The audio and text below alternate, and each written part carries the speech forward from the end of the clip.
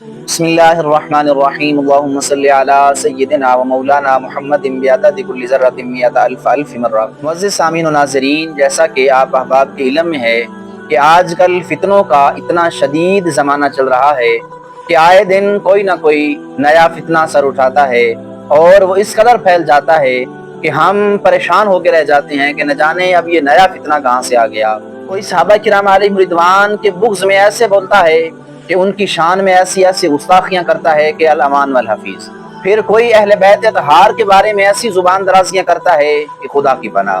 मैंने इसी हवाला से मुनासिब समझा, अक्सरियत नौजवानों की यही सवाल करती नजर आती है कि हम माने तो माने किसकी।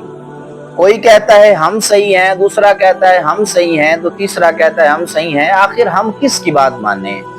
सहाबा किराम को माने तो दूसरा कहता है ये तो अहले बैत का गुस्ताख हो गया। अहले बैत के साथ मोहब्बत करें तो कहते हैं कि ये तो सहाबा का गुस्ताख हो गया। आखिर हम नौजवान जाएं तो जाएं कहाँ? जब ये मामला देखा तो मैंने मुनासिब यही समझा कि शरीयत को सामने रखते हुए जो मुख्तसर से फजाइल सहाबा किराम के हैं या अहले बैत अतहार के हैं वो आप अहबाब के सामने रख दिए जाएं ताकि ज्यादा गहराई में न जाया जाए। क्योंकि जो भी इंसान अपनी अकल के घोड़े दौड़ाता है और बाल की खाल उतारने बैठ जाता है, फिर एक वक़्त आता है कि वही बंदा गुमराह हो जाता है। कामयाब फकत वही होते हैं कि जो अपने अकाबरीन की बात को मानकर उसी के मुताबिक अपनी जिंदगियां गुजारना शुरू कर देते हैं। आजकल हमारे नौजवान 4 किताबें क्या पढ़ लेते हैं, किताबें पढ़ने के बाद वो सहाबा किराम अलैहिम रिदवान के बारे में न जाने कैसे कैसे नाज़ेबा अल्फाज इस्तेमाल करते हैं। तो फिर कोई बंदा ऐसा होता है कि जो अहले बैत अतहार के बारे में अपनी जुबान दराज़ियां करता है। इसी हवाला से मैंने सोचा कि सहाबा किराम अलैहिम रिदवान से लेकर अहले बैत अतहार तमाम जितने भी सलासिल हैं, इन तमाम को मुख्तसरन आप लोगों के सामने रख दिया जाए। उसी में से पहली बात, सबसे पहले सहाबा किराम अलैहिम रिदवान की बात करता हूँ। सबसे पहले अगर बात की जाए कि सहाबी कहते किसे हैं, सहाबी का लुगत में माना ये है कि साथी, यानी जो साथी है उसको लुगत के अंदर सहाबी कहा जाता है।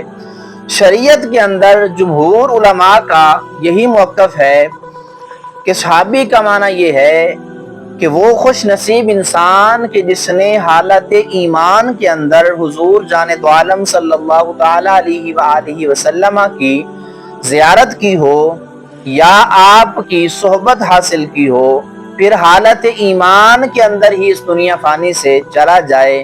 ऐसे खुश नसीब इंसान को सहाबी कहा जाता है।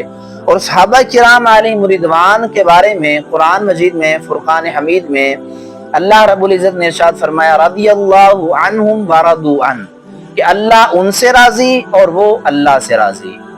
अब फैसला आप लोगों के सामने है कि जिस बंदे के ऊपर खुदा राजी हो जाए, खुदा का रसूल राजी हो जाए, भला उसमें कोई किसी किस्म की कमी बेशी रह सकती है? हरगिज़ नहीं रह सकती। उसके बाद कुरान मजीद की मुताद्दिद आयात मुक़द्दसा सहाबा किराम अलैहिम रिदवान की शान में नाजिल हुई। अब उसके बाद बात करते हैं कि सबसे अफजल खलीफा कौन सा है, सबसे अफजल सहाबी कौन से हैं। शरीयत के मुताबिक सबसे पहले और अफजल सहाबी जिनका नाम हजरत सय्यदना सिद्दीक़ अकबर रदियल्लाहु ताला अन्हु है, और इनकी सदाकत के बारे में और दूसरे नंबर पे जो सहाबी हैं उनका नाम हजरत सय्यदना उमर फारूक रदियल्लाहु ताला अन्हु है, और तीसरे नंबर पर हजरत उस्मान ज़ुन्नूरैन रदियल्लाहु ताला अन्हु, और चौथे नंबर पर हजरत सय्यदना अली करमल्लाहु वजहुल करीम शेर खुदा आपका नंबर आता है। और उसके बाद फिर दीगर अशरा मुबशरा वाले सहाबा किराम और फिर अहले बदर और हसनैन करीमैन और दीगर सहाबा किराम अलैहिम रिदवान के मरातिब आते हैं।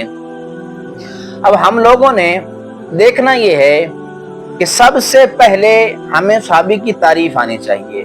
اس کے بعد جن کے بارے میں خداوند قدوس نے ارشاد فرما دیا کہ میں بھی ان سے راضی وہ مجھ سے راضی، کسی قسم کی کوئی کمی باقی نہیں رہ گئی۔